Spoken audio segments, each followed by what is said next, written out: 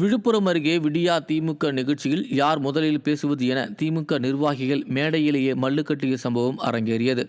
மறைந்த முன்னாள் சட்டமன்ற உறுப்பினர் நா. புகழேந்தியின் சிலை திறப்பு நிகழ்ச்சி அத்தியூர் திருவாதியில் நடந்தது. இதில் பெண்கள் இழிவு புகழ் அமைச்சர் பொன்முடி கலந்து கொண்ட நிலையில் விடியா திமுக சட்டமன்ற உறுப்பினர் சன்னியூர் சிவா பேச மைக் பிடித்தார்.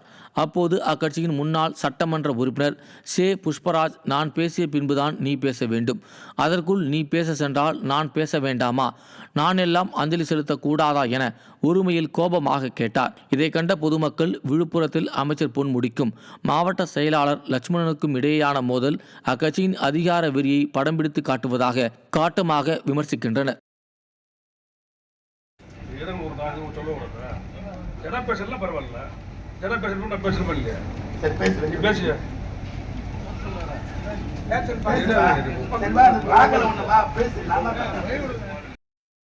விருதுநகர் அருகே கோவில் திருவிழாவிற்கு சீரியல் லைட் அமைக்கும் போது மின்சாரம் தாக்கியதில் கர்ப்பிணி பெண் உட்பட ஒரே குடும்பத்தைச் சேர்ந்த 3 பேர் உயிரிழந்திருப்பது அப்பகுதியில் சோகத்தை ஏற்படுத்தியுள்ளது. காரிசேரி மாரியம்மன் கோயிலில் 45வது நாள் மண்டல பூஜைக்காக சீரியல் லைட் அமைக்கும் பணியில் அதே ஊரைச் சேர்ந்த திருப்பதி என்பவர் ஈடுபட்டிருந்த போது எதிர்பாராத விதமாக உயரழுத்த மின்கம்பி மீது சீரியல் லைட் ஒயர்பட்டு மின்சாரம் பாய்ந்துள்ளது.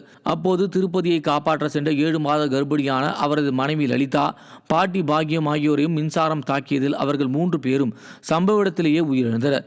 படுகாயமடைந்த திருப்பதியின் சகோதரர் தர்மர் மற்றும் உறவினர் ஒருவர் உயிருக்கு ஆபத்தான நிலையில் மருத்துவமனையில் அனுமதிக்கப்பட்டுள்ளனர். உயிரிழந்த திருப்பதி லலிதா தம்பதிக்கு 2.5 வயதில் ஆண் குழந்தை உள்ளது குறிப்பிடத்தக்கது.